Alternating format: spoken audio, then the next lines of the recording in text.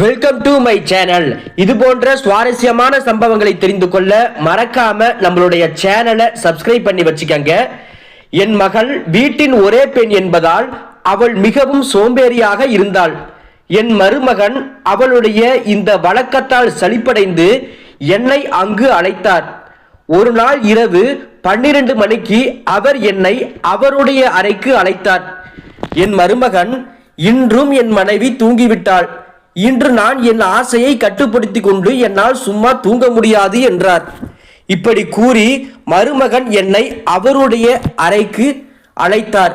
அப்போது அவர் நிர்வாணமாக, நான் என் மகளுக்கு 26 வயதில்தான் திருமணம் செய்து வைத்தேன். இவ்வளவு தாமதமான திருமணத்திற்கான காரணம் என் மகள் வீட்டின் ஒரே பிள்ளை என்பதால். அவள் மிகவும் செல்லமாக வளர்க்கப்பட்டாள். அவளுக்கு வீட்டு வேலைகள் செய்யும் பழக்கம் இல்லை. அதனால்தான் என் மகளுக்காக ஒரே மகன் மட்டும் இருக்கும் மருமகனை நானும் எதிர்பார்த்தேன். பல வருட தேடலுக்கு பிறகு நான் விரும்பிய மருமகன் எனக்கு கிடைத்தார். என் மருமகன் தனிமையில்தான் இருந்தார். அவருக்கு பெற்றோர்கள் இல்லை. அவர் ஒரு நல்ல வேலையில் இருந்தார். சொந்த வீடும் அவருக்கு இருந்தது. என் மகளுக்கு இது ஒரு மிகச்சிறந்த உறவாக தோன்றியது.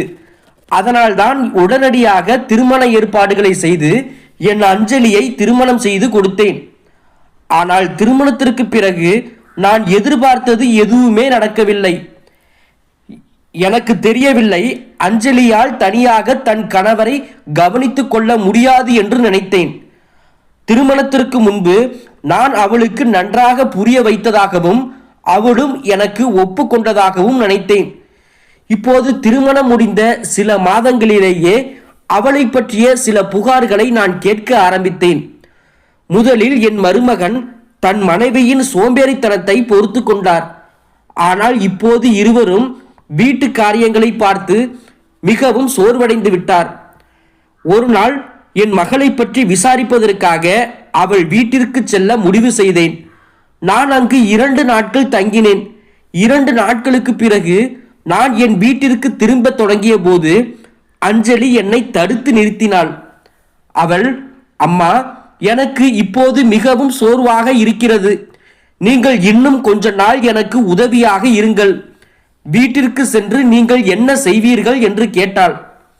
என் மகளின் சோம்பேறித்தனமான சுபாவம் எனக்கு ரொம்ப நல்லாவே தெரியும். கடந்த 2 நாட்களாக நான் வந்த பிறகு அவள் வேலையிலிருந்து முற்றிலும் விலகி இருப்பதை நான் கவனித்தேன். அவளது இந்த சோம்பேறித்தனத்தை பார்த்து என் மருமகன் அவளிடமிருந்து விலகி செல்லும் முடிவை எடுத்து விடுவாரோ என்ற பயந்து எனக்கும் பயம் ஏற்பட்டது. என் மருமகன் அவளது சோம்பேறித்தனத்தை மிக அமைதியாக சகித்து கொண்டிருந்தார். அத்தகைய அமைதியான ஒரு நபரின் கோபம் ஒரு நாள் வெடிக்கும். என் மகளை சரியான திசையில் கொண்டு வர எனக்கு நேரம் இருக்கிறது என்று நினைத்தேன். அதனால் நான் மேலும் சில நாட்கள் அஞ்சலியுடன் தங்குவதற்கு முடிவு செய்தேன். அன்று மாலை மருமகன் அலுவலகத்திலிருந்து வீடு திரும்பினார். நான் வீட்டில் இருப்பதைக் கண்டு அவர் ஆச்சரியப்பட்டார். நான் அவருக்கு டீ கொடுத்த போது அவர், அத்தை, நீங்கள் இன்று காலை புறப்பட இருந்தீர்கள், பிறகு ஏன் திடீரென்று இங்கு இருக்கிறீர்கள் என்று கேட்டார். நானும், நான் இங்கு இருப்பதில் உங்களுக்கு மகிழ்ச்சி இல்லையா என்று கேட்டேன். அவரும், இல்லை, அப்படி எதுவும் இல்லை. நேற்று இரவு நீங்கள் வீட்டிற்கு செல்ல அவசரப்பட்டீர்கள். இப்போது திடீரென்று தங்கிவிட்டீர்கள். அதனால்தான் நான் உங்களிடம் கேட்டேன் என்றார். அவர் மேலும், நீங்கள் இங்கு இருந்தால் எனக்கு லாபம்தான். ஏனென்றால் கடந்த 2 நாட்களாக உங்கள் கைவண்ணத்தில் உருவான சுவையான உணவை நான் அனுபவித்து வருகிறேன். திருமணம் நடந்ததிலிருந்து இப்போது நான் வயிறு நிறைய சாப்பாடு சாப்பிடுகிறேன். மருமகன் சொன்ன இந்த வார்த்தையை கேட்டதும் அஞ்சலி தன் கணவரை எந்த அளவுக்கு நன்றாக கவனித்துக் கொள்கிறாள் என்பது எனக்கு புரிந்தது. நான் அவரிடம், நான் இன்னும் சில நாட்கள் இங்கு தங்கி உங்களை கவனித்துக் கொள்வதோடு அஞ்சலிக்கு மேலும் சில வீட்டு வேலைகளை கற்றுக் கொடுப்பேன் என்று கூறினேன். மருமகனும் சந்தோஷப்பட்டார். அப்போது மருமகன், நீங்கள் எப்போதும் இங்கேயே தங்கினாலும் எனக்கு எந்த பிரச்சனையும் இல்லை. ஏனென்றால் நீங்கள் வீட்டில் இருந்தால் அஞ்சலியும் உங்களைப் போல ஆகிவிடுவாள் என்றார். நான் இங்கு தங்குவதற்கு மருமகனுக்கு எந்த பிரச்சனையும் இல்லை என்பதால் நான் அவர் வீட்டில் தங்க ஆரம்பித்தேன். என் மகளின் திருமணத்திற்கு பிறகு நான் என் வேலையை ராஜினாமா செய்துவிட்டேன். நான் இப்போது தனியாக இருந்ததால் எனக்கு அதிக பணம் தேவையில்லை. எனக்கு ஓய்வூதியம் கிடைத்து கொண்டிருந்தது. தங்குவதற்கு என் சொந்த வீடும் இருந்தது. அதனால் நான் அதிகம் கஷ்டப்படாமல் ஓய்வெடுக்க முடிவு செய்தேன். இப்படியே அஞ்சலியுடன் சில நாட்கள் ஆகிவிட்டன. கடந்த 2 நாட்களாக நான் மருமகனை இரவில் ஹாலில் பார்த்து கொண்டிருந்தேன். மருமகனுக்கும் அஞ்சலிக்கும் இடையில் ஏதோ நடந்திருக்கிறது என்று எனக்கு தோன்றியது. இறுதியில் என்னால் பொறுத்திருக்க முடியவில்லை. 3வது நாள் இரவு மருமகன் ஹாலில் இருப்பதை பார்த்து நான் அவரிடம் சென்று அவர் ஹாலில் தூங்குவதற்கான காரணத்தை கேட்டேன்.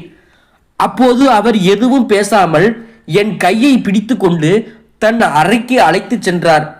அங்கு சென்று அவர், அத்தை, உங்கள் மகள் எவ்வளவு ஆழ்ந்த தூக்கத்தில் இருக்கிறாள் என்று பாருங்கள். இப்போது எங்கள் திருமணமாகி 4 மாதங்கள் ஆகின்றன. அஞ்சலி இந்த 4 மாதங்களிலேயே 4 வருடங்கள் போல் ஆக்கிவிட்டாள். கணவனுக்கும் நேரம் கொடுக்க வேண்டும் என்பது அவளுக்கு தெரிந்திருக்க வேண்டும். அவளுக்கு தூக்கம் இவ்வளவு பிடித்தமானது என்பது எனக்கு புரியவில்லை. இது உண்மையிலே அஞ்சலியின் முதல் திருமணமா? ஏனென்றால் அவளுக்கு என்னிடம் எந்த ஆர்வமும் இருப்பதில்லை. இப்போது அவளுக்கு ஒரே விஷயத்தை தினமும் புரிய வைத்து என் தலை வலிக்கிறது. அதனால்தான் நான் ஹாலுக்கு போய் தூங்கிவிடுகிறேன் என்றார். மருமகனின் பேச்சை கேட்டு நான் மிகவும் அதிர்ச்சியடைந்தேன். என் மருமகன் என் மகளால் கொஞ்சம் கூட மகிழ்ச்சியாக இல்லை. அப்போது அவரிடம், நீங்கள் கவலைப்படாதீர்கள், நான் அஞ்சலிக்கு புரிய வைக்கிறேன் என்றேன். மருமகனுக்கும் மகளுக்கும் இடையிலே நான் உறவை பற்றி எனக்கு தெரிந்ததால் என் கண்ணிலிருந்து தூக்கமே மறைந்து விட்டது. எப்போது காலை வரும், நான் என் மகளுடன் பேசுவேன் என்று எனக்கு தோன்றியது. காலை ஆனதும் மருமகன் அலுவலகத்திற்கு சென்று விட்டார். நான் அஞ்சலியுடன் பேச முடிவு செய்தேன். நான் அவனிடம் அஞ்சலி, இப்போது திருமணத்திற்கு பிறகு கணவரை எப்படி மகிழ்விப்பது என்பதை நான் உனக்கு கற்றுக் கொடுக்க வேண்டும் என்று பார்க்கிறேன். உன் தூக்கம் இவ்வளவு ஆழமாகிவிட்டதே, உன் கணவருக்கு உன் தூக்கத்தால் சோர்வு ஏற்படவில்லையா என்று கேட்டேன். இதற்கு அஞ்சலி, அம்மா, என் தூக்கத்தை பற்றி பேசாதீர்கள். நான் எவ்வளவு நேரம் தூங்குகிறேன் என்று எனக்கு தெரியவில்லை என்று பதிலளித்தாள். அந்த நேரத்தில் அவளுக்கு தன் தவறு புரியவில்லை. இருந்தாலும் நான் அவளுக்கு புரிய வைக்க முயற்சி செய்தேன். அன்றிரவு நான் மருமகனை ஹாலில் பார்க்கவில்லை. அவருக்கும் அஞ்சலிக்கும் இடையே எல்லாம் சரியாக இருக்கிறதா என்று பார்க்க அவர்களின் அறைக்கு வெளியே சென்றேன். அங்கு சென்று அவர்களின் அறைக்குள் எட்டி பார்த்தேன். உள்ளே மருமகன் ஜன்னலில் நின்றிருப்பதை கண்டேன். அஞ்சலி ஆழ்ந்த தூக்கத்தில் இருந்தாள். என் அறிவுரை அவளுக்கு எந்த ஒரு பாதிப்பையும் ஏற்படுத்தவில்லை. நான் அங்கிருந்து கிளம்பும் போது என் சேலையின் முந்தானை திடீரென்று சிக்கிக் கொண்டது. எனக்கு பலத்த அதிர்ச்சி ஏற்பட்டது. நானும் கீழே விழுந்தேன். என் சத்தத்தை கேட்டதும் மருமகன் ஓடி வந்து நான் விழுந்திருப்பதை கண்டு என் அருகில் வந்தார். அவர், அத்தை, இந்த நேரத்தில் எங்கள் அறைக்கு வெளியே என்ன செய்கிறீர்கள் என்று கேட்டார்.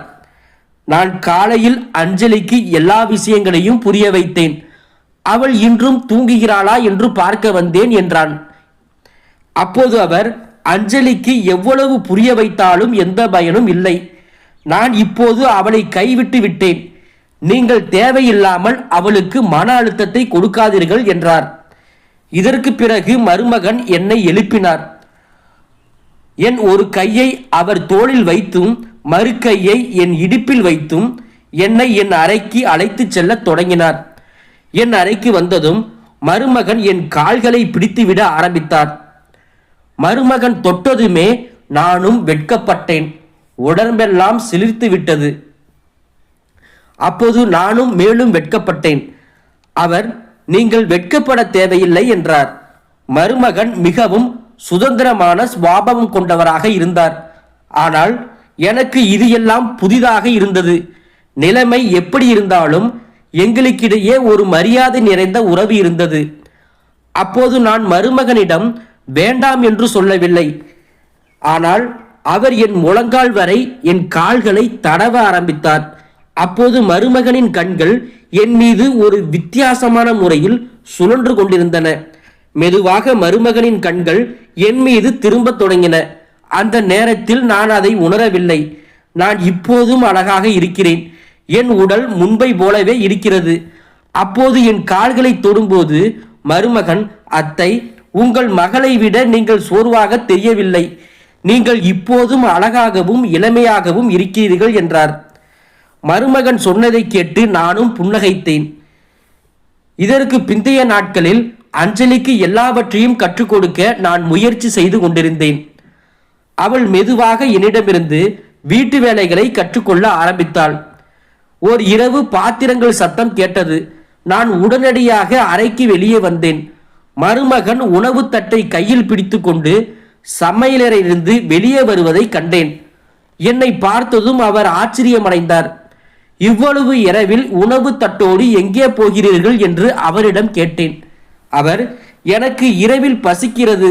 நீங்கள் சமைத்த சுவையான உணவு திடீரென்று என் நினைவுக்கு வந்துவிட்டது என்றார். சரி, நாம் இருவரும் ஒன்றாக அமர்ந்து சாப்பிடலாம் என்றேன். மருமகன் என் கையை பிடித்து மேசை நாற்காலியில் அமர வைத்து எனக்கு உணவு பரிமாற தொடங்கினார்.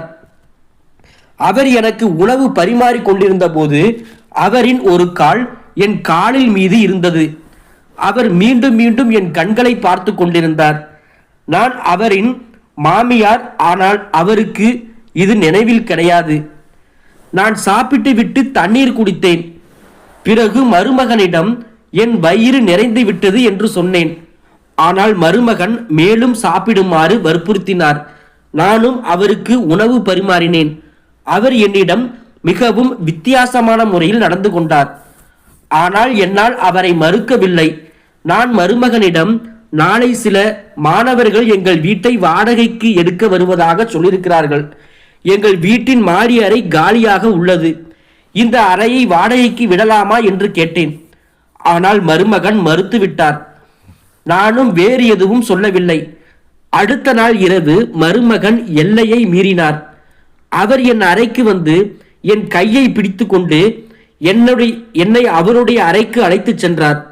நான் மிகவும் பயந்து போய் அவரிடம், இது என்ன நடக்கிறது மருமகனே என்று கேட்டேன். அவர் எனக்கு ஒரு நைட்டி உடையை கொடுத்து, இதை அணிந்து கொண்டு வாருங்கள் என்றார். அவர் சொன்னதை கேட்டு நானும் அதிர்ச்சியடைந்தேன்.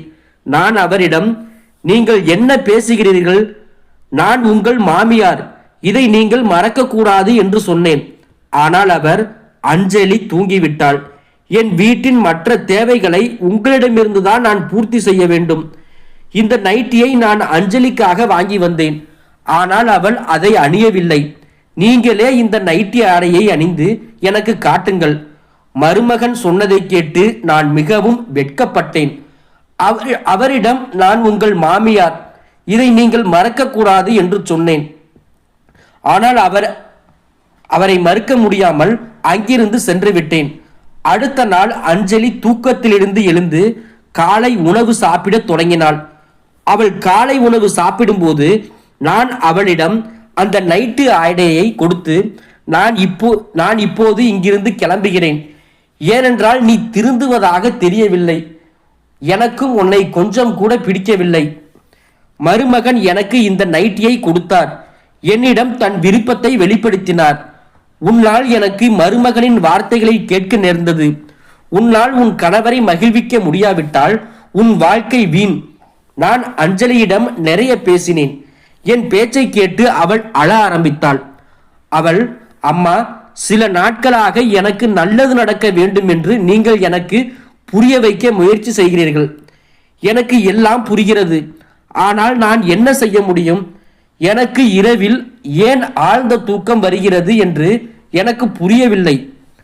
திருமணமான சில மாதங்களுக்கு பிறகுதான் எனக்கு இப்படி திடீரென்று தூக்கம் வர ஆரம்பித்தது.